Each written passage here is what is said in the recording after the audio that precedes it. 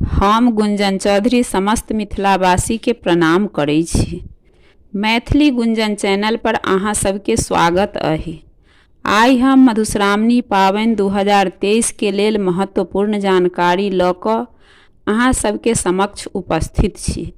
एहि बेर 2023 में मधुश्रावणी पाबनि 1.5 महीना पूजल जेतै, किया एहि बेर मलमास पड़ रहल छै तऽ 2टा श्रावण मास छै, ताहि दुआरे 1.5 महीना पाबनि पूजल जेतै, नहीं तऽ 13 दिन के पाबनि होइ छै। तऽ बहुत लोग मन में बहुत टा प्रश्न छै जे पूजा कोना कऽ हेतै, तऽ हम आइ पाबनि के जानकारी लऽ कऽ उपस्थित छी। अहाँ सब वीडियो के पूरा जरूर सुनब, तखन समझ में आयत। ओना तऽ सबके नैहर सासुर के विधि व्यवहार में कनी अंतर भऽ जाइ छै, तऽ एक बेर अहाँ सब पबनैतिन अपना सासुर से पूछि लेब कि ओतऽ के की विधि छै। कनी भिन्न भऽ जाइ छै, कतौ अनून खाइ छै तऽ कतौ नून खाइ छै, कनी अलग भऽ जाइ छै। हम अपना हिसाब से अहाँ सबके जानकारी दऽ रहल छी। आशा करै छी जे अहाँ सबके शंका दूर कऽ सकी। कोनो त्रुटि हैत हमरा से तऽ माफ़ी चाहै छी। तऽ शुरू करै छी। पाबनि से एक दिन पहिने साँझ में फूल लोढ़ि लेब। पाबनि के दिन जेना सब बेर पूजा होइ छै ओहिना पूजा हेतै, लेकिन कथा मात्र 13 दिन के उपलब्ध छै। ताहि दुआरे शुरू से 13 दिन के जे भिन्न कथा छै से 13 दिन तक हेतै।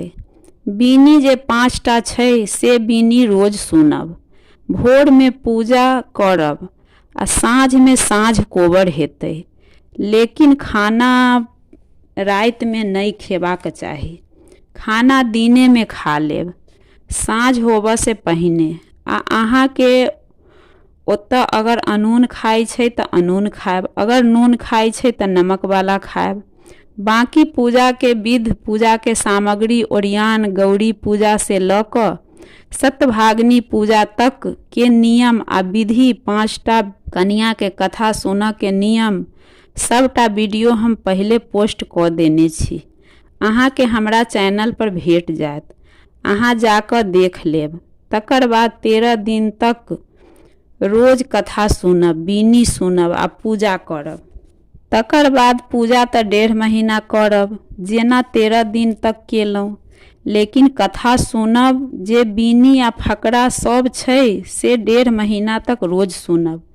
गौरी पूजा, साठिक पूजा, चनाई पूजा, लीली नागक पूजा, सतभागिनी पूजा, ई पूजा सब रोज करब। गौरी गीत, महेशवाणी गीत, कोबर नचारी गीत सब रोज हेतै। साँझ में साँझ गीत, कोबर गीत सब सेहो 1.5 महीना तक रोज हेतै। ई सबटा गीत हमरा चैनल पर छै, अहाँ सब ओहिमे जाके सुनि लेब। सिर्फ कथा 13 दिन के बाद नहीं हेतै, पूजा सब दिन हेतै। तकर बाद 19 अगस्त के एहि बेर टेमी छै, तऽ टेमी से एक दिन पहिने के जते पूजा वाला सामान छै, जे पूजा सब केने छी से सबटा हटि जेतै। घर के धो पोछ कऽ नया से अरिपन पारब, नया से नाग बनत। जते चीज सब पहिल दिन केने रही ओते ओरियान फेर टेमी दिन ला करब।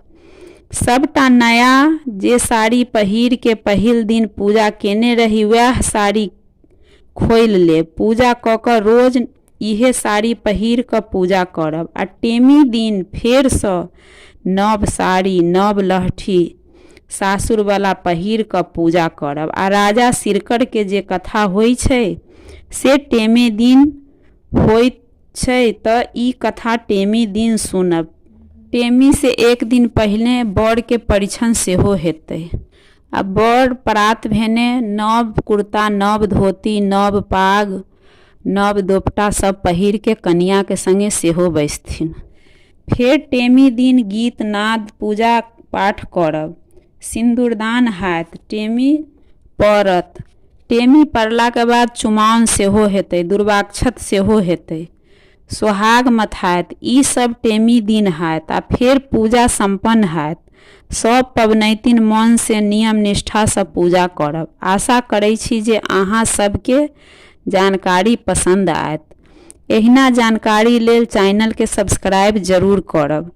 वीडियो पर लाइक कमेंट करब। अहाँ सबके आशीर्वाद के आकांक्षी छी।